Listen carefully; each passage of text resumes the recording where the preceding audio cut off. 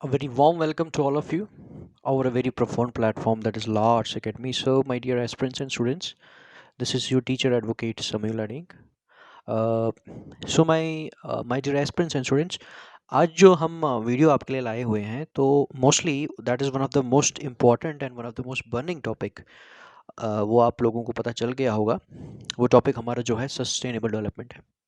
यहाँ पे एक चीज़ आपको ध्यान में रखनी है कि अ, आपको हमेशा आपने भी देखा होगा, चाहे ऑफलाइन कंटेंट हो चाहे ऑनलाइन कंटेंट हो, जो भी हो, तो हर कोई सीधा सस्टेनेबल डेवलपमेंट में गोल्स के ऊपर आता है, जो भी 17 गोल्स मेंशन किए गए हैं। अब यहाँ पे मैं अगर बात करूँ, जो भी हमारे सस्टेनेबल डेवलपमेंट की अगर हम बात करते हैं, हमें तो लगता है वो गोल्स इतने बड़े हैं सस्टेनेबल डेवलपमेंट के, हमें लगता है उसके गोल्स इतने बड़े हैं। वो गोल्स चाहे आपके वो 17 गोल्स मोस्टली जो मेंशन किए गए हैं, वो 17 गोल्स जब भी कोई अ, जो है पढ़ाता है ऑफलाइन में या ऑनलाइन में, तो वो सीधा, मैंने वही कहा, वो कहाँ पे आ जाते हैं, वो सीधे के सीधे जो है वो सस्टेनेबल डेवलपमेंट के गोल्स पे आ जाते हैं। मगर कोई वहाँ पे सस्टेनेबल का मीनिंग कभी नहीं बताता।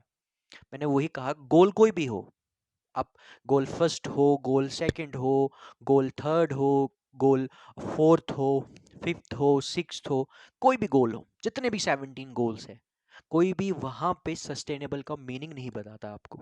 कोई भी डेवलपमेंट का मीनिंग नहीं बताता है, कोई भी कंजर्वेशन का मीनिंग नहीं बताता है आपको, कोई भी इकोसिस्टम के बारे में एक्सप्लेन नहीं करता, कोई भी नियो डिटर्मिनिज्म के बारे में नहीं बताता आपको। सीधा गोल को आपको रूट मेमोराइज करने के लिए बोलता है, और आप उसको पढ़ भी लेते हैं और लिख भी लेते हैं एग्जाम में, और क्वालिफाई भी कर लेते हैं। बिल्कुल होता भी है, क्योंकि आपको पता है कि ज़्यादा डेप्थ में जाना नहीं है।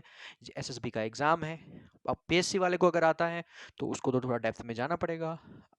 यूपीएससी वाले को पढ़ना है तो उसको भी थोड़ा डेप्थ में जाना पड़ेगा।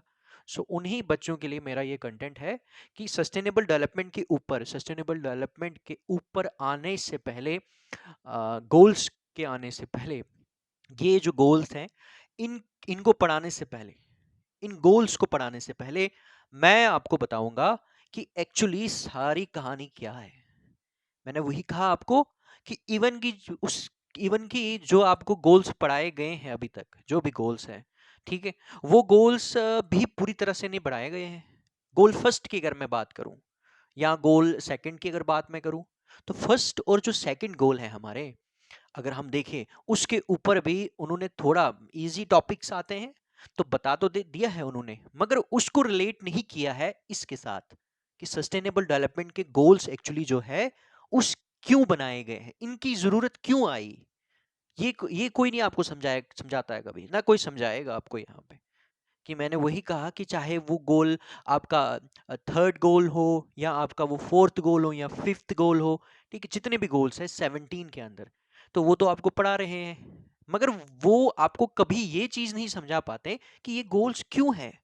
वो एक टारगेट क्यों बताया है, क्यों बताया गया है ये टारगेट, हमें एक पर्टिकुलर स्टिपुलेटेड डेट तक ये टारगेट हमें अचीव करना है। वाई, इसकी कहानी क्या है, सस्टेनेबल का मीनिंग क्या है, डेवलपमेंट का मीनिंग क्या है।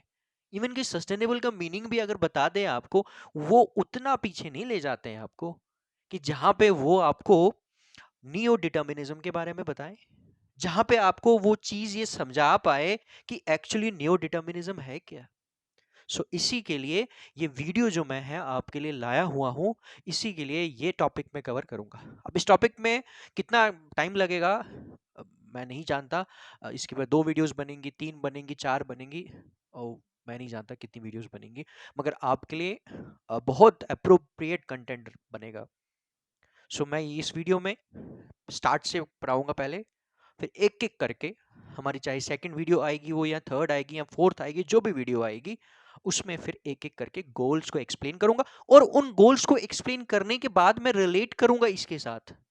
ऐसा नहीं कि सिर्फ एक्सप्लेन कर दिया, रिलेट करने के बाद फिर जो मैं आज पढ़ाऊंगा ना टॉपिक, कि भाई उन गोल्स के ऊपर फोकस क्यों दिया जा रहा है इतना ज्यादा, उसके साथ मैं रिलेट करूंगा कि एक एक गोल जो है वो घूम घूम के, सारा रिवॉल्व करके सस्टेनेबल डेवलपमेंट को कैसे एकम्प्लिश करता है, सस्टेनेबल डेवलपमेंट की नीड जो बनी उसको कैसे पूरा करता है, रिलेट करूंगा उसके साथ। तो इसीलिए without any sort of delay let's move on. तो यहाँ पे मैं थोड़ा सा पॉज लेने की कोशिश करूँगा, तो आप प्लीज़ इसको उतार दीजिए। तो उसके बाद हम कंटिन्यू करते हैं आगे।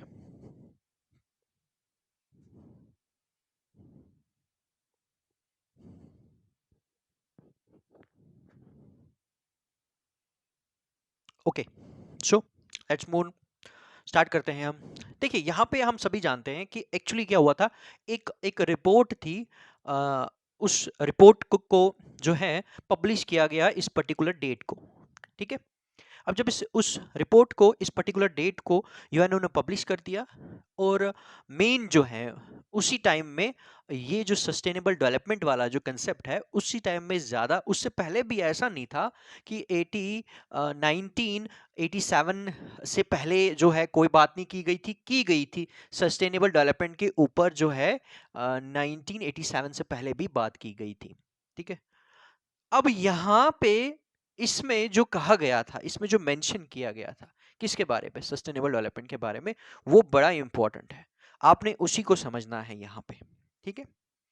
देखिए पहले मैं ये थोड़ा समझा देता हूँ, देन हम थोड़ा बहुत नियो डिटर्मिनिज्म के बारे में बताएंगे, देन मैं ये इरेज करके आपको शुरू से बताऊंगा, स्टार्ट करेंगे फिर। देखिए यहाँ पे क्या हुआ था कि जो कॉमन फ्यूचर में क्या कहा गया था यहाँ पे, कि वहां पे ये चीज कही गई थी कि ह्यूमैनिटीज एबिलिटी टू इंश्योर, ठीक है। ह्यूमैनिटीज एबिलिटी का मतलब है कि हम जो ह्यूमन बीइंग्स है, यहाँ पे ह्यूमन बीइंग्स की बात की गई है, ठीक है। और हमारी जो एबिलिटी है, एबिलिटी मींस जो हमारे एंडेवर है, हमारी कोशिशें हैं, हमारा पोटेंशियल है, हम जो कर सकते हैं, ठीक है, to ensure that it meets the needs of the present, present, ठीक है, okay, without compromising the ability of future generation to meet their own needs, okay.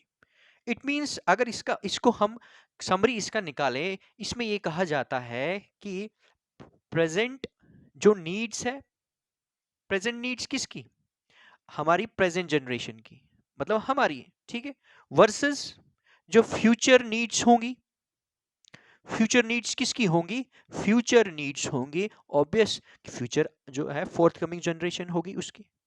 तो ये कहता है कि हम में है वो पोटेंशियल, ह्यूमैनिटीज एबिलिटी, ठीक है, हमें पोटेंशियल है, उसको ये कहता है कि एंश्योर करवाना कि हम अपनी जो नीड्स को आज पूरा कर रहे हैं। मैं बताऊंगा आपको, पहले इसको थोड़ा समझाऊंगा फिर मैं शुरू में आऊंगा।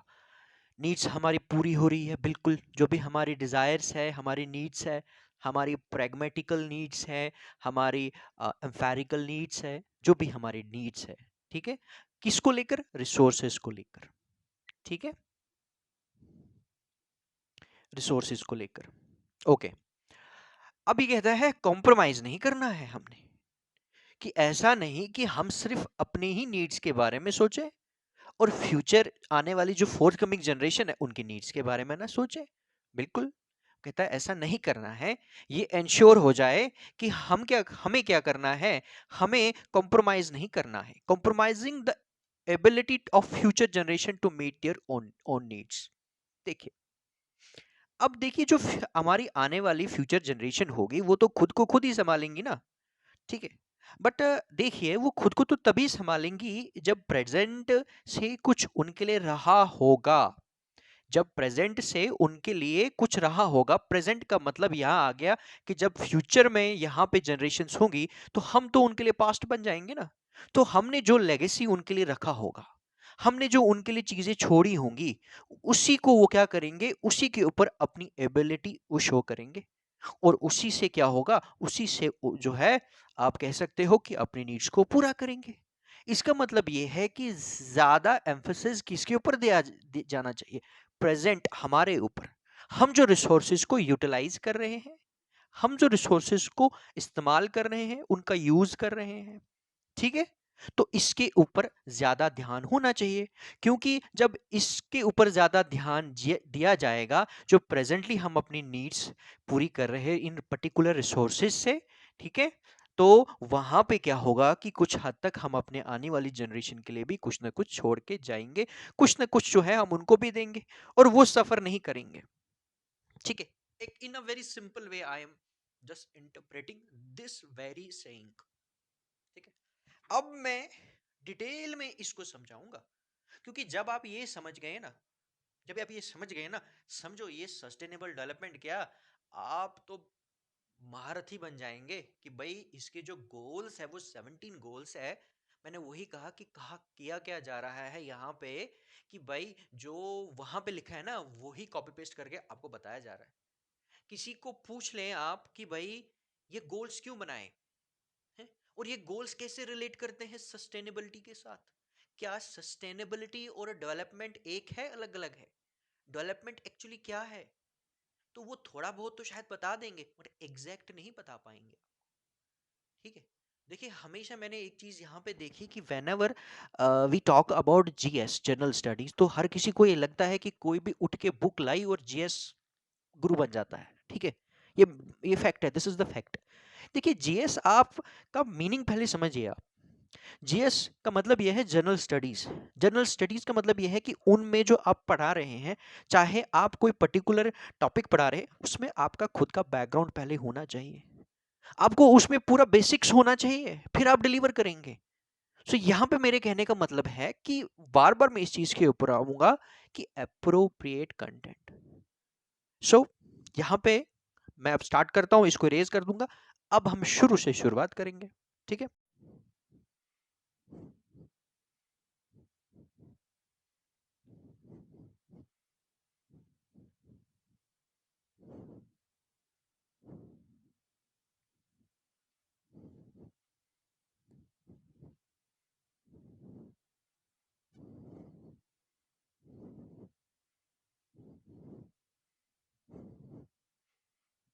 ओके फाइन, ये मिट गया। इसको थोड़ा और अच्छे से मिटा देते हैं ताकि हम अच्छे से उसको लिख सकें और आपको अच्छे से नजर आए।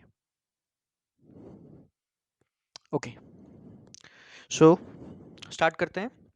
देखिए सबसे पहले हम स्टार्ट करते हैं रिसोर्स से, रिसोर्सेस। ठीक है, सारी कहानी जो है वो किसकी है? सारी कहानी रिसोर्सेस की है। और हम रिसोर्सेज को जानते हैं कि रिसोर्सेज की क्या है, रिसोर्सेज की अलग अलग टाइप्स है। ठीक है, कोई भी रिसोर्स आप ले लीजिए, अलग अलग टाइप्स है, चाहे वो एक्चुअल रिसोर्स हो, चाहे वो पोटेंशियल रिसोर्स हो, चाहे वो रिन्यूएबल रिसोर्स हो, नॉन रिन्यूएबल रिसोर्स हो, बायोटिक हो, एबायोटिक हो, तो रिसोर्सेज की जो है वो अलग अलग टाइप्स है। ठीक है, मैन मेड है, नेचुरल है। तो यहाँ पे इन जनरल में ले लूंगा, ज्यादा स्पेसिफिकली मैं डिफाइन नहीं करूंगा, तो इन जनरल में लूंगा कि हम यहाँ पे बात करेंगे किन रिसोर्सेज की हम बात करेंगे, हम बात करेंगे यहाँ पे नेचुरल रिसोर्सेज की। ठीक है, अब जो नेचुरल रिसोर्सेज हमारे पास है, जैसे हम बात करें हमारे पास मिनरल्स है, हमारे पास मिनरल्स है, ओके फाइन। हमारे पास वाटर है, फाइन। हमारे पास आप ले लीजिए, हमारे पास अ, हमारे पास ये है। ठीक है, बहुत सारी चीजें हैं इसके अंदर, बहुत सारी चीजें इसमें इंक्लूड होती है। आप ले लीजिए इसमें मतलब फॉरेस्ट को इंक्लूड कर लीजिए इसमें। ठीक है, आ गया, इसी में आ गया, वो इसी में कवर हो गया। ठीक है, या एनिमल्स की हम बात करते हैं, वो इसी में कवर होगी। ठीक है, को इन्हीं में कवर हो गई। ठीक है, इन दो में कवर हो गई। उसके बाद हम लैंड को भी डिफाइन कर लेंगे, बिल्कुल वो भी एक रिसोर्स है। सो ये कुछ ऐसे, और इसकी कैटेगरीज बहुत ज्यादा है, ये कुछ ऐसे वैल्यूएबल रिसोर्सेज है जिनके बिना हम सरवाइव नहीं कर सकते, बिल्कुल नहीं कर सकते। इनको मैं थोड़ा अच्छे से लिख देता हूँ।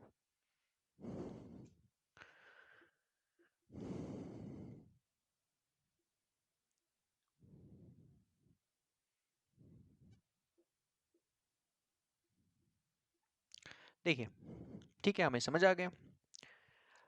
अब अब सबसे पहली चीज ये है कि रिसोर्स है क्या, टाइप तो हमने पढ़ लिया।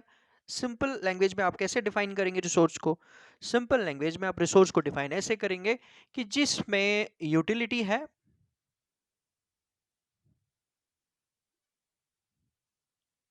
यूटिलिटी है प्लस वैल्यू है।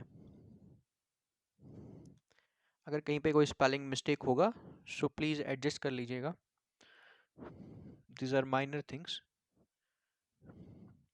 सो जिसमें यूटिलिटी है और जिसमें वैल्यू हो उसी को हम रिसोर्स कहते हैं।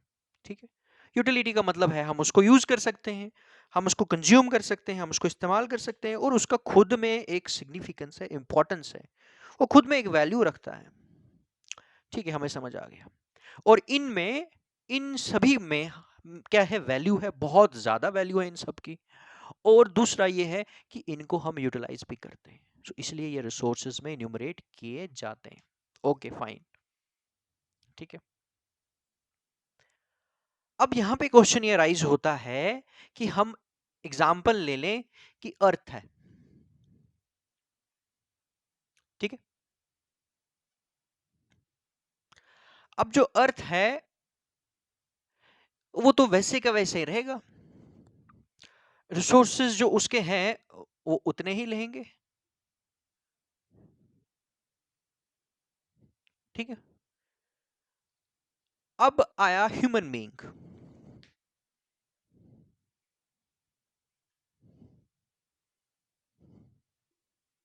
ह्यूमन बीइंग ने क्या किया, इंटरवीन किया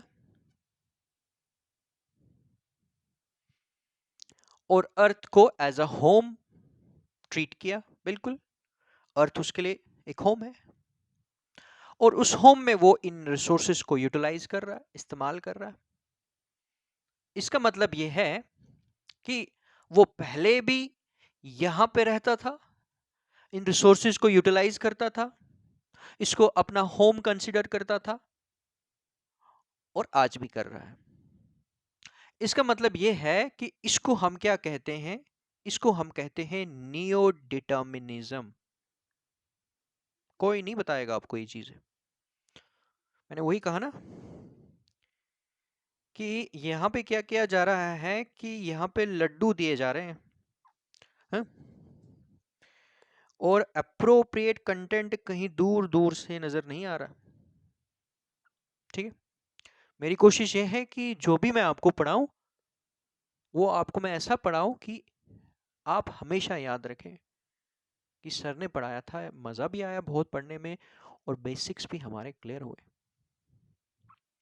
नियो डिटर्मिनिज्म, नियो डिटर्मिनिज्म का मतलब यहां पे आ गया, सिंपल भाषा में अगर हम ले ले, ठीक है, तो सिंपल भाषा में हम उसको क्या बोलेंगे, सिंपल लैंग्वेज में हम उसको क्या बोलेंगे कि जब आदमी क्या करता है, जब आदमी का इंटरेक्शन जो है नेचर के साथ होता है,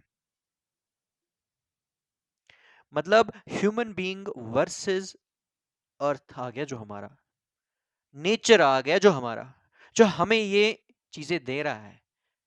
ठीक है, अब इंटरेक्शन होगा तो उस इंटरेक्शन में वो क्या करेगा, वो तो ऑब्वियस है कि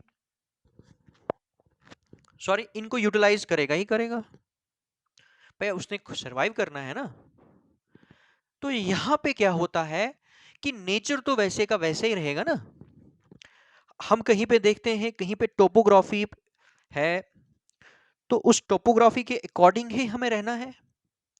कहीं पे गर्मी है तो हम उसी हिसाब से रहेंगे, और उसी हिसाब से हमारा नेचर के साथ इंटरेक्शन होगा। और कहीं पे अगर अ, सर्दी है तो हम उसी हिसाब से रहेंगे। कहीं पे अगर हिली एरिया है, हिली ट्रेन एरियाज है, तो हम उस वहाँ पे उसी हिसाब से हम वहाँ पे रहेंगे। और अब उन एरियाज को एसेस करने के लिए जो मीन्स इस्तेमाल करेंगे हम, चाहे रोड्स बनाएंगे, चाहे हम घर बनाएंगे, चाहे हम खेती बाड़ी करेंगे, हम अपने तरीके से नेचर के साथ इंटरेक्ट करेंगे। बट नेचर हमारे साथ जो नेचर का जो रिएक्शन रहता है वो हमारे अकॉर्डिंग नहीं होगा। नेचर जैसा है एज इट इज ये वैसे ही रहेगा। यहाँ पे बात ये सोचने वाली है कि जब इंसान इंटरेक्ट करता है नेचर के साथ तो उसके कॉन्सिक्वेंसेस क्या रहते हैं। मोस्टली अभी तक जो, अगर हम प्रेजेंट सेंचुरी की बात करें और प्रेजेंट इरा की बात करें, तो यहाँ पे क्या हो चुका है कि ह्यूमन बीइंग का इंटरेक्शन बहुत बुरे कॉन्सिक्वेंसेस दे रहा है। और नेचर के साथ जो इंटरेक्शन उसका हो रहा है वो as far as neo determinism is concerned. मैंने वही आपको बताया कि नियो डिटर्मिनिज्म का मतलब क्या आ गया यहाँ पे देखिए, जहां पे भी ISM है ना, कहीं पे भी जहां पे भी ISM लिखा है, that is all about a theory, that is all about a doctrine. Nazism, fascism, capitalism, socialism, Buddhism, Jainism, तो ISM है, थ्योरी है, वही है ये न्यू डिटर्मिनिज्म। कि वर्सेस भी कह सकते हो आप, या आप इंटरेक्शन भी कह सकते हो। तो मैंने वही कहा कि अर्थ के, ये तो सारी चीजें अर्थ के पास ही है ना, ये सब की सब, ये सारी की सारी जो चीजें हैं, ये तो अर्थ ही तो दे रहा है। ह्यूमन बीइंग तो इसीलिए डिपेंड है ना इस पे। तो उसके लिए मैंने वही कहा, इंटरेक्शन होगा, उसका इंटरेक्शन होगा तो कॉन्सिक्वेंसेज होंगे ही होंगे। अब बोलेंगे सर ये कॉन्सिक्वेंसेज कौन से हैं सर? ये आई होप कि ये चीज आपको समझ आ गई है। प्लीज रिपीट कीजिएगा आप, वीडियो को थोड़ा देखिए, पीछे ले लेके उसको पॉज करके आप एक बार फिर से सुनिएगा मैंने क्या बोला। प्लीज मैं बार बार कह रहा हूँ आपको, कोई भी टीचर को सुनते हैं ना, you should have to focus upon the words of that particular teacher, फिर समझ आएगा। ऐसा नहीं कि एक एक साइड से आप अपने कान को खुजा रहे हो, दूसरी साइड से आप मूवी देख रहे हो, तीसरी साइड से आप ये वीडियो देख रहे हैं, तो वैसे तो कुछ नहीं होगा। वैसे आप उसको 1 लाख टाइम देख लीजिए, आपको कभी पल्ले नहीं पड़ने वाला है। आपका फोकस 100% जो है किसके ऊपर होना चाहिए? टीचर के ऊपर होना चाहिए, चाहे कोई भी किसी की भी वीडियो आप सुन रहे हैं। देखिए अब ठीक है, ये हमें समझ आ गया। अब ये चीजें भी समझ आ गई आपको, मैं अब इसको इरेज कर देता हूं।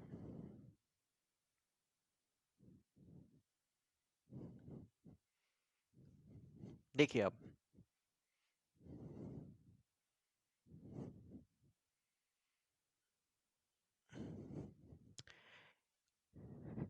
यहां पे क्या होगा कि यहां पे ये तो इस्तेमाल ही कर रहा है ना। मैंने कहा जो वर्सेस हमने लिखा, नेचर वैसे का वैसे रहेगा ना।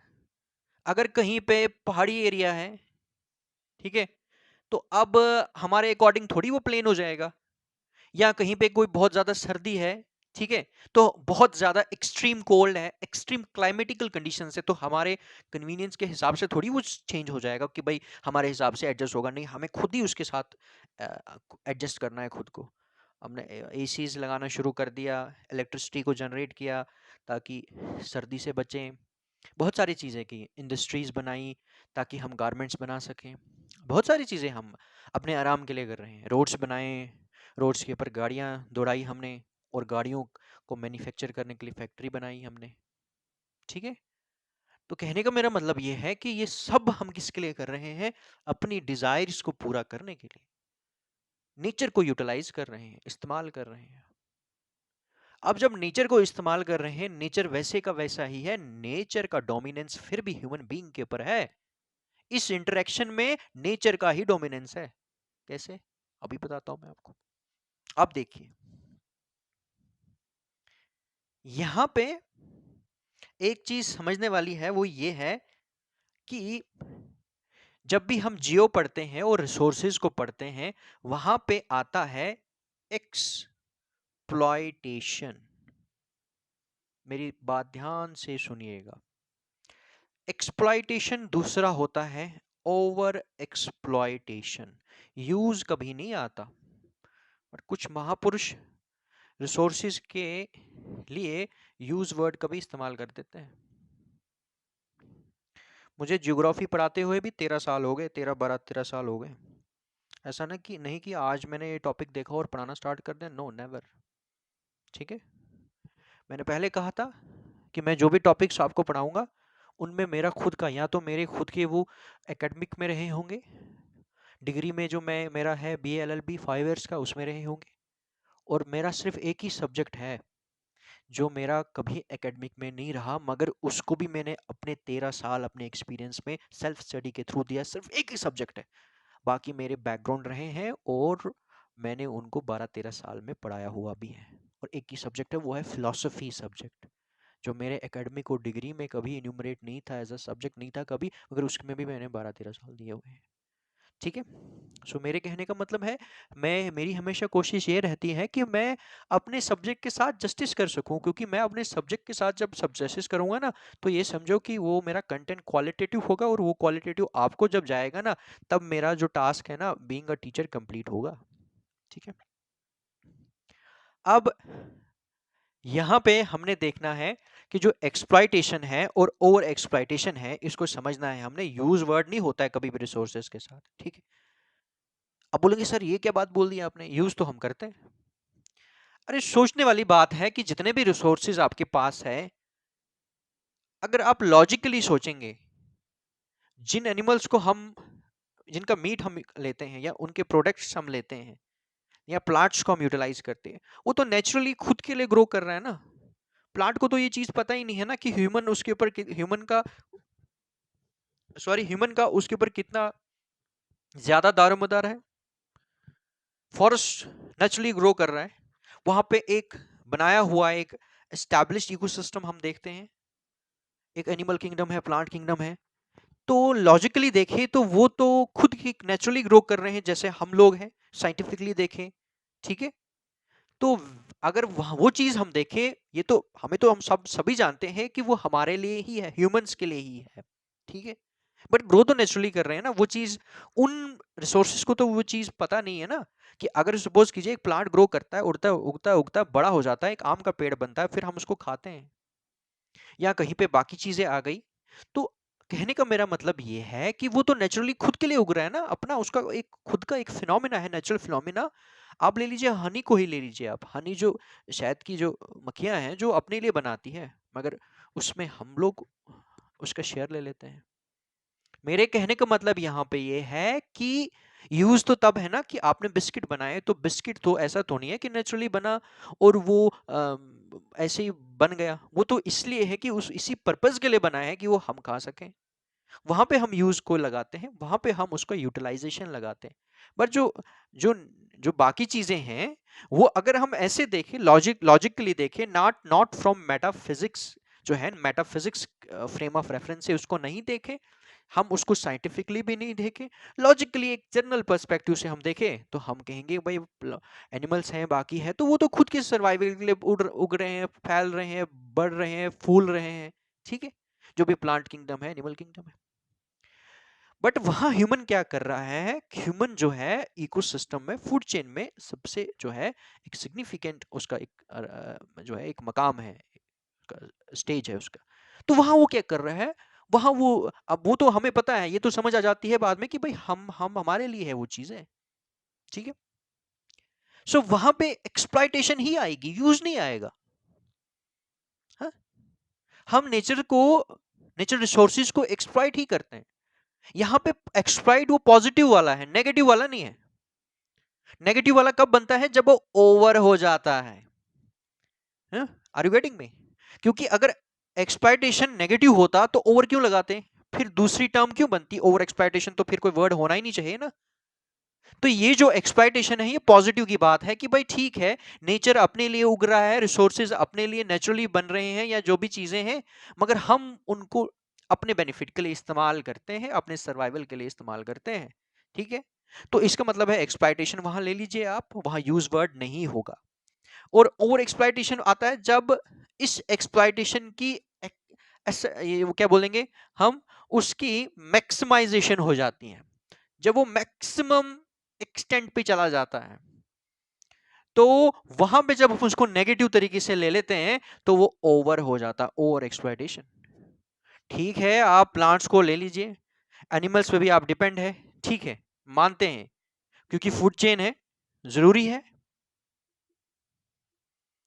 एक हिसाब से देखें तो एक इकोसिस्टम है, नेचर ने बनाया है, फूड चेन है, हमें तो खाना ही है, हम तो उस पर डिपेंड है, ठीक है, मानते हैं हम इस बात को, ठीक है। आपने इसमें कंफ्यूज नहीं होना जो मैं कह रहा हूं यहाँ पे।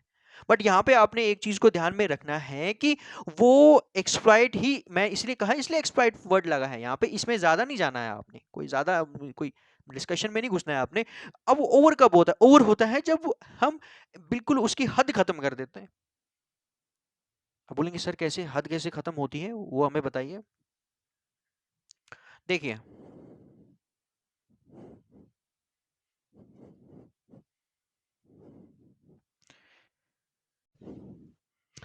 देखिए अब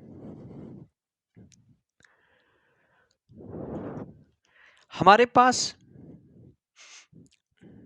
लैंड है, लैंड की यूटिलाइजेशन बहुत ज्यादा है,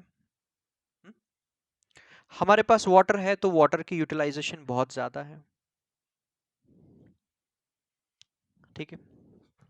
तो हम क्या कर रहे हैं कि जितना हमें जमीन चाहिए, मैंने आपको बताया अर्थ में रिसोर्सेज लिमिट है ना, उतने ही रहेंगे। बट ह्यूमन बीइंग की आबादी जो, अब देखिए यहाँ पे, अब हम क्या करते हैं, वाटर को, इसकी भी यूटिलाइजेशन बहुत ज्यादा है, ठीक है। बहुत जगहों पे हम इसको इस्तेमाल कर रहे हैं और बहुत तेजी के साथ। आप सबसे बड़ी एग्जांपल ले लीजिए, पेट्रोल की ले लीजिए आप, कितनी तेजी के साथ और कितने हम कहेंगे कि ओवर तरीके से हम इसको एक्सप्लॉइट कर रहे हैं। सॉरी, देखिए, मुझे अगर जो है पानी की जो बकेट है ना, वो मुझे कितनी लगती है, वो मुझे लगती है 2 बकेट्स मैं इस्तेमाल करता हूँ नहाने के लिए, फॉर इंस्टेंस। मगर मैं क्या कर रहा हूँ कि जब तक मेरा, जब मैं नहाता हूँ, जब तक मेरा गाना खत्म नहीं होता ना, जब मैं बाथरूम में नहा रहा होता हूँ तब तक मेरा गाना खत्म नहीं होता, मेरा क्या, हम सभी का, तब तक हम जो है नल का जो है ना टेप है, उसको ऑन रखते हैं, लगा के रखते हैं, और 2 ही चाहिए हमें। हम क्या करते हैं, वहां पे 5 बकेट्स हमने वेस्ट कर दी। That is the very concept of over exploitation, as we all know, आपको पता चल गया होगा यहाँ पे, ठीक है। अब इसका मतलब है, ठीक है, ये चीज समझ आती है हमें, बट उसके साथ साथ उससे क्या होगा कि रिसोर्सेज की स्कार्सिटी हो जाएगी, रिसोर्स हमें रहेंगे। ये तो एक चीज समझ आती है कि हम ओवर एक्सप्लॉइटेशन कर रहे हैं उनकी। दूसरा आ गया कि हमने क्या किया, आज भी आप देखेंगे अफ्रीका जो किसी टाइम में, या अमेज़न जैसे फॉरेस्ट जिनको जाइंट लंग्स ऑफ अर्थ कहा जाता था, अगर आज वहां पे एक नजर मारेंगे आप, तो वहां पे काफी श्रिंक हो चुके हैं फॉरेस्ट, इकोसिस्टम बहुत जगहों पे कोलैप्स हो चुका है। कहने का मेरा मतलब है कि ह्यूमन बीइंग की एसेस आज हर जगह हो रही है, आबादी बहुत तेजी के साथ बढ़ रही है। अर्थ का ज्योग्राफिकल एरिया इतना ही है, इतना ही हमारा अर्थ है, अब एक्सपैंड तो नहीं करेगा ना, depending on the adjustment of accessing और इंक्रीजिंग ह्यूमन बीइंग, वो एक्सपैंड तो नहीं करेगा ना, इम्पॉसिबल है। रिसोर्सेज भी उतने ही रहेंगे इस अर्थ में, मगर ह्यूमन बीइंग क्या कर रहा है, ह्यूमन बीइंग एक्सपैंड कर रहा है, बढ़ रहा है बहुत तेजी के साथ। और बहुत तेजी के साथ जब बढ़ रहा है ना, तो वो क्या कर रहा है, रिसोर्सेज के ऊपर बहुत ज्यादा प्रेशर आ रहा है, बहुत ज्यादा। आर यू गेटिंग मी?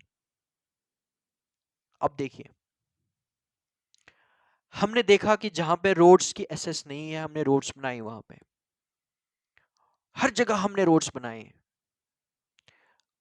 इसका मतलब है नेचर के साथ हम कहीं ना कहीं इंटरेक्ट कर रहे हैं, तो इसका मतलब है नेचर के साथ छेड़खानी भी कर रहे हैं। और जब नेचर के साथ हम छेड़खानी कर रहे हैं, इसका मतलब क्या है, इसका मतलब ये है कि नेचर उसके कॉन्सिक्वेंसेस भी देगा हमें।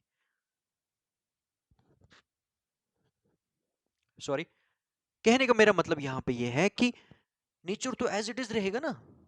नेचर नेचर को आप क्या एडजस्ट करेंगे, अपने हिसाब से आपको खुद को एडजस्ट करना है।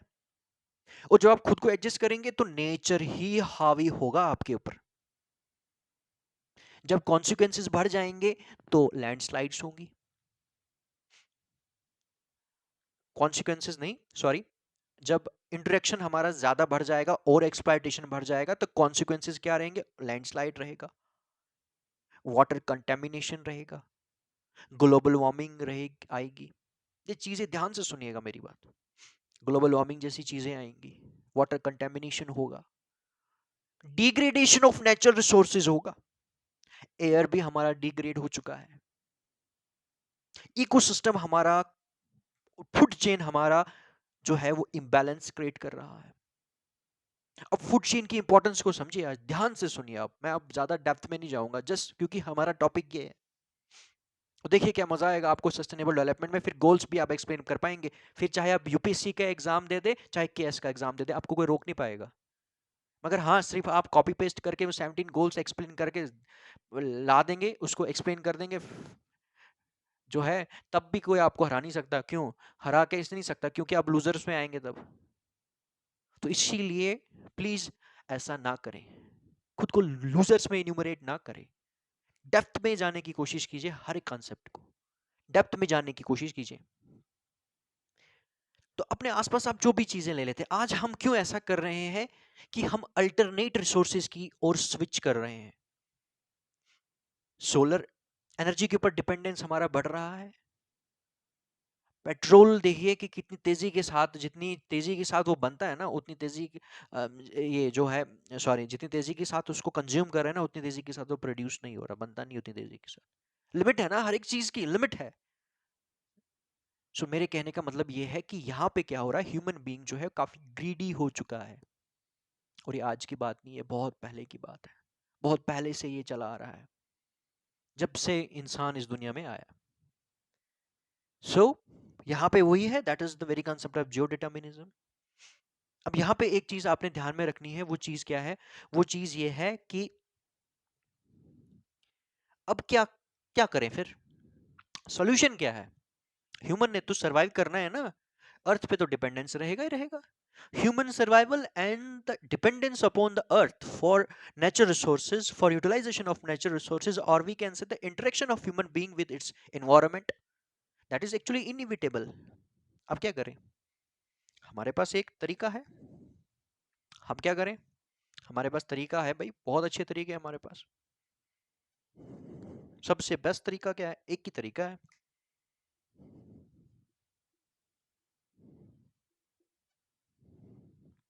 कंजर्वेशन। एक होता है कंजर्वेशन और दूसरा होता है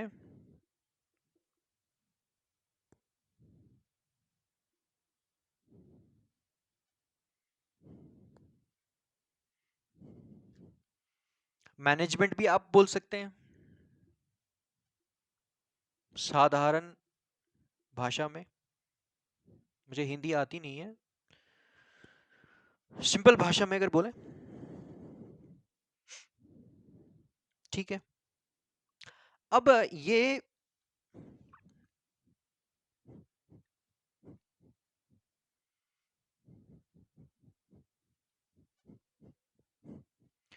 कंजर्वेशन क्या है?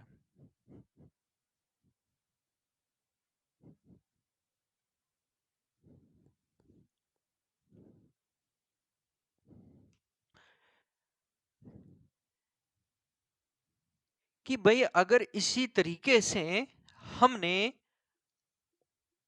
ओवर एक्सप्लॉइटेशन किया,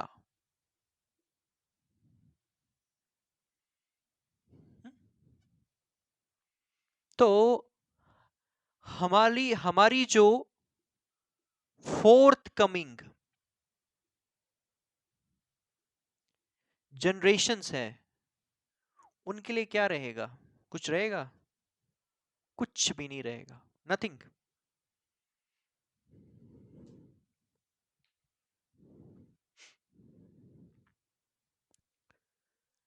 कंजर्व करना, कंजर्व करना मतलब ये कि मैंने आपको बताया कि अगर वाटर में इस्तेमाल करता, मैं कर रहा हूं या हम करते हैं, जितना हमें लग रहा है उतना ही इस्तेमाल करें, 2 बकेट्स लग रही है उतना ही करें, एक्स्ट्रा ना करें, वेस्ट ना करें उसको। हमारे पास जो वेजिटेबल आता है, जो फ्रूट आता है कहीं से भी, आपको क्या लगता है कि वो पूरा का पूरा जो जहां से वो प्रोड्यूस होता है या जहां से वो बनता है, क्या पूरा का पूरा हम उसको यूटिलाइज करते हैं? उसमें कितना प्रोपोर्शन वेस्ट हो जाता है। अगर कहीं पे कोई लैंड है, उस लैंड में किसी पर्टिकुलर क्रॉप को उगाया जाता है, मैं कहता हूँ 500 जो है, 500 आप ले लीजिए, 500 मतलब मैं कहूँगा 500 केजी ले लीजिए आप, ठीक है, एक सिंपल भाषा में अगर ले लूँ मैं, ठीक है। 500 केजी हमारे पास, या पाउंड में आप इसको एस्टिमेट एस्टिमेट कीजिए, मेजर कीजिए, जैसा करना आप कर सकते हैं। एक एग्जांपल दे रहा हूँ, हमारे पास एक पर्टिकुलर क्रॉप है, ठीक है। अब उस क्रॉप को क्या करेंगे? उगाया हमने, क्या किया? जब तक वो चीज हमारे पास आएगी ना, हम जब तक उसको यूटिलाइज करेंगे ना, आपको क्या लगता है कि वो 500 का 500 आपके पास पहुंचेगा? चलो ठीक है, मैं कहता हूँ पहुंच भी गया, आपने उसको इस्तेमाल किया, कंज्यूम किया, आपने उसको यूटिलाइज किया, आपको क्या लगता है कि पूरा का पूरा कंज्यूम करते हैं आप उसको? नहीं। कितना वेस्ट हम खुद ही कर देते हैं, जो हमारे पास अनाज होता है, जो भी चीजें होती है। और इस प्रोसेस में यहां से जो किसान उसको, जो एक फार्मर जो उसको तैयार करके मार्केट में लाता है, उसके बीच में जो भी प्रोसेसिंग आती है, उसमें कितना वेस्ट हो जाता है, कितना स्पॉइल हो जाता है। और होते होते इसका मतलब है कि इसमें 500 में हार्डली ही कहीं 300 हमारे पास पहुंचेगा, लोगों के पास, कंज्यूमर के पास। और उसमें भी कंज्यूमर क्या करेगा, जो अगर वो लेगा भी उसमें भी 10 100 निकाल दो, 100 जो क्या करेगा, वो 100 जो है 100 वेस्ट कर देगा, वो 100 वेस्ट कर देगा। इसका मतलब यहाँ पे ये खुद ही आप अंदाजा लगा दीजिए, ठीक है, कि अंदाजा यहाँ पे लगा दीजिए कि यहाँ जो है, यहाँ 100 वेस्ट हो गया, उसको लाने में सड़ गया या कुछ भी हो गया, ठीक है। अब जब 100 यहाँ वेस्ट हो गया, 100 हमने खाते खाते वेस्ट कर दिया है, तो यहाँ पे ये अंदाजा लगा लीजिए आप कि इसका मतलब है कि सिर्फ 300 केजी ही जो है एक्चुअल यूटिलाइज किया जा रहा है। बन कितना रहा है, 500, एफर्ट तो उतना लग रहा है ना, लैंड तो उतना ही लग रहा है ना। तो खुद ही आप अंदाजा लगा दीजिए कि हमने नेचर और उसके रिसोर्सेज की क्या हालत कर दी है, क्योंकि हम लापरवाह है, बहुत ज्यादा लापरवाह है। और इसका मतलब है हमें अब क्या करना है, कंजर्व करना है, नहीं करना है वेस्ट। अब बाहर की कंट्रीज में जाइए, आप कोई भी रेस्टोरेंट में जाते हैं डेवलप कंट्रीज में, आपने कोई एक चीज छोड़ दी, अगर एक्स्ट्रा मंगवा दिया आपने और एक्स्ट्रा मंगवाया और खाया नहीं, तो वहाँ पे आपको उसका एक्स्ट्रा चार्ज देना पड़ता है। अब कुछ स्टार्ट हुआ हमारे इंडिया में वेस्ट नहीं होने देना फूड को।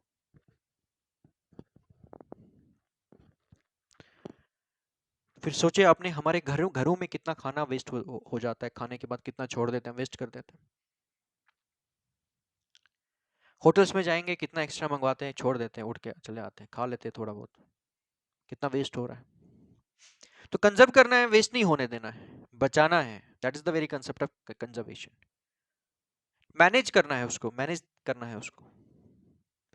ठीक है, 3 लग गया, कोई इश्यू नहीं है, ज्यादा नहीं लगने देनी है। 2 बकेट्स लगी तो 1 1.5 वेस्ट होगी, कोई इश्यू नहीं है। ये तो जस्ट एक मैंने एग्जांपल दिया आप लोगों को समझाने के लिए। अब खुद ही अंदाजा लगाइए आप कितना ज्यादा वेस्ट हो रहा है चीजों का, खुद ही अंदाजा लगाइए।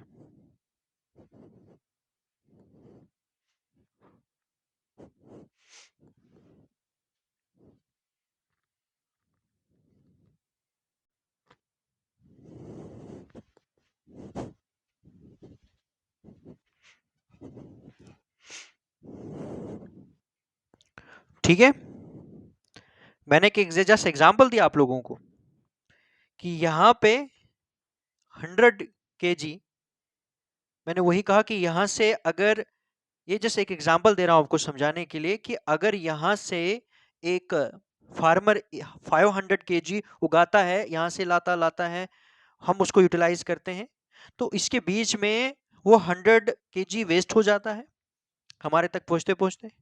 और उसके बाद हम खाते खाते हमारी प्लेट तक वो खाना पहुंचते पहुंचते, और उस खाने के बाद तक हम 100 केजी खुद वेस्ट कर देते हैं, और 300 ही एक्चुअल में यूटिलाइज किया जा रहा है 500 के प्रोडक्शन के ऊपर।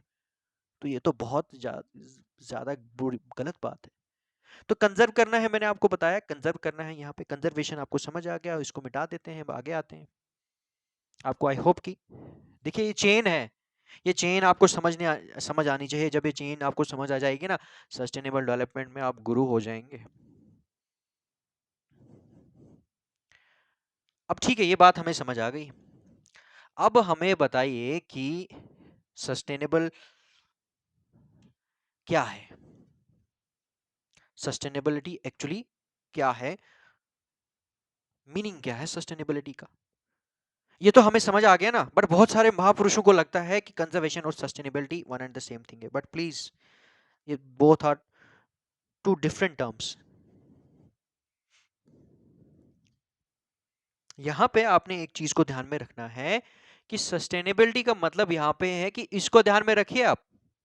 भाई हमने जब देखा कि भाई यहाँ पे तो पहुंच ही नहीं पाएगा इनके पास, जब इनके पास नहीं पहुंच पाएगा तो बहुत मुश्किल हो जाएगी, ठीक है। तो इसका मतलब ये है कि कंजर्वेशन तो समझ आती है, बट कंजर्वेशन से कुछ नहीं होने वाला। अब क्या होगा कि हमने अपना जो रिसोर्स है उसको कंजर्व तो करना है, मैनेज तो करना है, बट यहाँ पे क्या करना है कि उसको सस्टेनेबिलिटी भी उसमें लानी है। अब मेरी बात समझे कि नहीं, सस्टेनेबिलिटी और development, these are two different things. Sustainability कैसे आएगी? और सस्टेनेबिलिटी से ही हम यहां इन तक पहुंच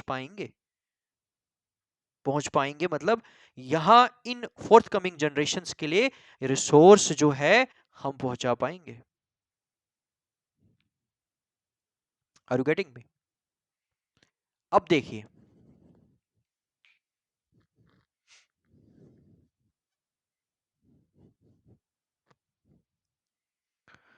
यहां पे आपने एक चीज को ध्यान में रखना है कि अब सस्टेनेबिलिटी कैसे होगी? कंजर्वेशन तो हमें पता है, हम वाटर हार्वेस्टिंग करते हैं, बहुत सारी चीजें करते हैं पर्टिकुलर रिसोर्स के ऊपर जिससे वो कंजर्व होता है, ठीक है, वेस्ट नहीं होता। सस्टेनेबिलिटी का मतलब यहां पे ये आता है कि सबसे पहले मैं ये बात करूं आपको कि भाई कंजर्वेशन से क्या हम अपनी जनरेशंस को दे सकते हैं? बिल्कुल, कंजर्वेशन से हम अपना रिसोर्स इनको दे सकते हैं, पहुंचा सकते हैं इन तक। पर पर क्या हम कंजर्वेशन से, नहीं सॉरी, पहले मैं ये आपको समझाऊंगा कि हम रिसोर्सिस को यूटिलाइज करते ये चीज समझ आती है, बट रिसोर्सिस का एक बहुत बड़ा रोल हमारी इकोनॉमी में है। उसके बिना तो हमारी इकोनॉमी, सारी कहानी तो इकोनॉमी की है। यहाँ पे रिसोर्सेज नहीं होंगे तो इकोनॉमी तो बिल्कुल कुछ भी नहीं होगी। इकोनॉमी नहीं होगी तो फिर हम में और प्रिमिटिव मैन में तो कोई फर्क ही नहीं होगा। Are you getting me? और इकोनॉमी जब बूस्ट करेगी तो फिर क्या होगा? फिर ही जाके तो डेवलपमेंट होगी। और कौन सी डेवलपमेंट होगी ये टॉपिक हम पढ़ेंगे, मैंने पहले बताया है आपको, मैं ये डिटेल में पढ़ाऊंगा ये दोनों। बड़ा लंबा टॉपिक जाएगा, बहुत वीडियोस बनेंगी इसके ऊपर। डेवलपमेंट कौन सी वाली जो विजिबल है, प्रैग्मेटिकल और empirical development. Are you getting me? अब देखिए, इसका मतलब यह है कि यही रिसोर्सेज हमारे सर्वाइवल के लिए तो है। अभी तक तो हम पढ़ रहे थे बस खाने पीने तक की बात कर रहे थे। अरे यार, इकोनॉमी तो इसी पे डिपेंड है हमारी। डेवलपमेंट जो एम्पेरिकल डेवलपमेंट जो है, जो मैनिफेस्टेटेड है, जो नजर आएगी हमें, वो भी तो यार रिसोर्सेज के ऊपर ही डिपेंड है। अच्छी तरह आप सोचिए इसके ऊपर, मैं ज्यादा डेप्थ में नहीं जाऊंगा इसके ऊपर, खुद ही सोचिए आप किस तरह से रिसोर्सेज के ऊपर हमारी इकोनॉमी डेवलपमेंट, जो भी कुछ हो रहा है वो रिसोर्सेज की वजह से ही तो हो रहा है यार। सब कुछ इसी की वजह से तो हो रहा है। एक बार रिसोर्सेज को अपने दिमाग से निकाल दीजिए, अर्थ से निकाल दीजिए, और अर्थ को प्रिज्यूम कीजिए कि अर्थ इज विदाउट रिसोर्सेज। आप सोचिए कि ह्यूमन बीइंग कहां स्टैंड करता फिर। तो कहने का मतलब यहां पे यह है कि जो आज हम इन रिसोर्सेज से अपनी इकोनॉमी को बूस्ट करते हैं, अपनी इकोनॉमी को एक्सेलरेट करते हैं, उससे डेवलपमेंट हो रही है, ठीक है। और बहुत सारी ऐसी चीजें डेवलपमेंट से ही हम क्या कर रहे हैं, सीख रहे हैं और रिसोर्सेज का अल्टरनेट ढूंढ रहे हैं, ठीक है। वो तो पॉसिबल है, वो तो मानते हैं हम, ठीक है, कंजर्व कर रहे हैं। बट क्या आपने कभी सोचा है कि क्या इस तरह की इकोनॉमी और इस तरह की जो डेवलपमेंट आज जो इस सेंचुरी में चल रही है, क्या आने वाली जनरेशन्स को मिल सकती है? रिसोर्सेज तो भाई इस सस्टेनेबिलिटी से भी मिल सकता है, कंजर्वेशन से भी मिल सकता है। कंजर्वेशन से समझ आ गया, सस्टेनेबिलिटी का मीनिंग मैं बताने जा रहा हूं आपको, ठीक है। कि सस्टेनेबिलिटी का मैंने आपको बताया कि भाई हमने रिसोर्सेज को देखा खाने पीने तक, यूटिलाइजेशन तक, अरे डेवलपमेंट भी तो उसी की वजह से हो रहा है। सो क्या ये डेवलपमेंट हम अपनी इन फोर्थ कमिंग जनरेशन को दे पाएंगे? कहने का मतलब है कि उस टाइम में आप ले लीजिए 200 साल के बाद, हम्म, या 1000 साल के बाद, मे बी वाटर रहे, मे बी पेट्रोल रहे, पर वो सिर्फ बहुत कम यूटिलाइजेशन के लिए रहेगा। As far as conservation is concerned, if we only go through by conservation, और पानी रहेगा सिर्फ पीने के लिए, इससे कुछ नहीं कर सकते हम, और कुछ और कोई काम नहीं, सिर्फ पीने के लिए रहेगा। और भी बहुत सारे जो रिसोर्सेज है वो सिर्फ मिनिमम यूज के लिए रहेंगे इतने साल के बाद। फॉर एग्जाम्पल, मैं एग्जाम्पल दे रहा हूं, इसका मतलब है हम कुछ भी जो है डेवलप नहीं कर पाएंगे उस टाइम पे। So that is the very concept of sustainable development, कि भाई जो आज हम स्टैंड कर रहे हैं, नेचर रिसोर्सेज को इस्तेमाल कर रहे हैं, इस्तेमाल करने के बाद अपनी इकोनॉमी को बूस्ट कर रहे हैं, इकोनॉमी को बूस्ट करने के बाद डेवलपमेंट भी कर रहे हैं, बहुत आगे तरक्की कर रहे हैं रिसोर्स की वजह से। यही सेम चीज जो है हमारी फोर्थ कमिंग जनरेशन को भी मिलनी चाहिए। वो लैक नहीं करने चाहिए कि बस सिर्फ रिसोर्सेज ही हम उनको कंजर्वेशन से और सस्टेनेबिलिटी से दे दे, नहीं। सस्टेनेबिलिटी का मतलब तो यहां पे ये है कि जो स्टैंड हम आज ले रहे हैं अर्थ में रहकर, जो पोजीशन और जो हमारा स्टेटस है, और जो हम जहां जिस स्टेज में हम अपनी डेवलपमेंट में पहुंचे पहुंचे हैं, इकोनॉमी जो हमारी बढ़ रही है, गिर रही है, फिर इकोनॉमीज रिकवर हो रही है, जहां पे भी ह्यूमन बीइंग जा रहा है, जिस जिस और वो जा रहा है, रिसोर्सेज को यूटिलाइज करके उनको कंजर्व करके जा रहा है, बट साथ में ये कह रहा है कि भाई हमने सरवाइव आज भी करना है, कल भी, मगर उस सर्वाइवल का कोई फायदा नहीं जहां हम अपनी आने वाली जनरेशन को प्रैग्मेटिकल डेवलपमेंट नहीं दे पाएंगे। रिसोर्सेज मैंने वो कहा उस टाइम शायद रहेंगी, सिर्फ पीने के लिए ही पानी रहेगा, आप उससे हाइड्रो इलेक्ट्रिसिटी जनरेट नहीं कर पाएंगे, तब आप उससे उनको फैक्ट्रीज में इस्तेमाल नहीं कर पाएंगे। जब फैक्ट्री में इस्तेमाल नहीं कर पाएंगे तो फैक्ट्रीज ही नहीं होंगी, अगर फैक्ट्रीज नहीं होंगी तो फिर तो कुछ भी नहीं होगा। तो कहने का मतलब यह है कि यहां पे बस वही स्टार्ट हो जाएगा, फिर स्टोन एज से स्टार्ट हो जाएगी शायद कहानी, फॉर एग्जाम्पल। तो इसीलिए इस चीज से बचने के लिए हमने क्या करना है, हमने जो है सस्टेनेबिलिटी के ऊपर भी ध्यान देना है कि भाई रिसोर्सेज तो उनको देंगे, मगर साथ साथ जो है हम उनको वो गिफ्ट दें जो इस गिफ्ट का हम आज जो है एंजॉय कर रहे हैं, एंटाइटल हम करते हैं, डेवलपमेंट वाला गिफ्ट भी इनको दे दें, कि रिसोर्सेज के साथ साथ हम उनको ये वाली जो हमारी डेवलपमेंट है ना, ये भी उनको लेगेसी में मिलनी चाहिए। रिसोर्सेज प्लस डेवलपमेंट उनको मिलनी चाहिए, हमारी सेम चीज, कॉम्प्रोमाइज ना करे कि हम ही सारा एक्सप्लॉइट कर दे और एक्सप्लॉइट कर दे। That is the very concept of sustainability. अब मेरी बात समझे कि नहीं? यहां पे तो मैंने अभी बताया नहीं कि ओवर एक्सप्लॉइटेशन से नेचर में कितना नुकसान होगा, कितना ज्यादा डिग्रेड कर चुके हैं हम अपने एटमॉस्फेयर को, और जब अपने एटमॉस्फेयर को हम बहुत ज्यादा डिग्रेड कर चुके हैं, इसका मतलब है क्या प्योर एयर जो वो हक राइट रखते हैं वो ले पाएंगे? क्या पता उस टाइम में ज्यादा बीमारियां ना हो हमारे नेचर के साथ इंटरेक्शन की वजह से, और पॉपुलेशन की वजह से, और पॉपुलेशन मींस पॉपुलेशन एक्सप्लोजन की वजह से। सो कहने का मतलब है जो चीजें आने वाली हम आज थोड़ा बहुत सफर कर रहे हैं, नेचर के कॉन्सिक्वेंसेस हम झेल रहे हैं आज, क्योंकि हमने ओवर एक्सप्लॉइटेशन किया है, बट ठीक है डेवलपमेंट हो रही है, हम ऐसा ना होने दे कि हमारे आने वाली फोर्थ कमिंग जनरेशन को इस तरह का कोई नुकसान ना हो। हम हमारा ही जो प्रेजेंट है, जो सॉरी फ्यूचर जो है हमारी आने वाली जनरेशन का, वो हमारे प्रेजेंट पे डिपेंड करता है। तो अगर हम आज कोई प्लानिंग करते हैं, हम बोलेंगे नहीं कोई बात नहीं चलता है, ओजोन लेयर डिप्लीशन हो रहा है होने दो, ग्लोबल वार्मिंग हो रहा है होने दो, वाटर कंटामिनेट हो रहा है होने दो, नहीं। अगर हम आज नहीं सोचेंगे ना, अगर आज हम कोई गोल्स को लेकर उसको अचीव करने के लिए कोशिश नहीं करेंगे ना, तो आने वाली हमारी जनरेशन है ना, वो डार्क में जाएंगी। इसीलिए ये चीजें जो है सस्टेनेबिलिटी, सर्वाइवल बहुत जरूरी है। रिसोर्स ही थोड़ी देना है उनको, जो जो डेवलपमेंट हम आज अचीव कर रहे हैं, सेम वही लेगेसी तो तभी पास ऑन होगी ना, लेगेसी तभी पास ऑन होगी क्योंकि मैंने आपको बताया कि रिसोर्सेज लिमिटेड है, रिसोर्सेज लिमिटेड है। ऐसा नहीं कि आज हम अगर चांद पे पहुंच गए हैं तो कल हम उसके आगे और पहुंच जाएंगे, वो कैसे पॉसिबल होगा? कि आज का हमारा स्टेप ही जब सिक्योर नहीं होगा तो कल की हम कैसे सोच सकते हैं? सो यहाँ पे जो है इसीलिए जरूरत पड़ी गोल्स की। ठीक है, सो आई होप कि सस्टेनेबिलिटी आपको समझ आ गया। अब नेक्स्ट वीडियोस में मैं आपको डेवलपमेंट के ऊपर बताऊंगा, और उसमें जब डेवलपमेंट के ऊपर बताऊंगा तो उसमें मैं सस्टेनेबिलिटी को फिर से, अगर डाउट रहा होगा, फिर से मैं समझाऊंगा, डोंट वरी। और फिर दोनों को कंबाइन करूंगा, सस्टेनेबल डेवलपमेंट एक्चुअली क्या है, और डिटेल में जाऊंगा। फिर जब आपको ये समझ आ जाएगा एक दो वीडियो से ना, अरे फिर तो आपके लिए 17 goals, just you have to say 1 2 3, उसकी तरह होगा आपके लिए, बहुत ईजी हो जाएगा, और एक एक करके फिर गोल्स को भी समझेंगे। ठीक है, सो आई होप कि ये आपको समझ आ गया। तो यहाँ पे हमारी सस्टेनेबल डेवलपमेंट के ऊपर जो अब हम सीरीज चलेगी, काफ़ी लंबी जाएगी। प्लीज़ इसी तरह सपोर्ट कीजिए, शेयर कीजिए हमारे वीडियोस को। Okay, bye bye, see you and bless you all.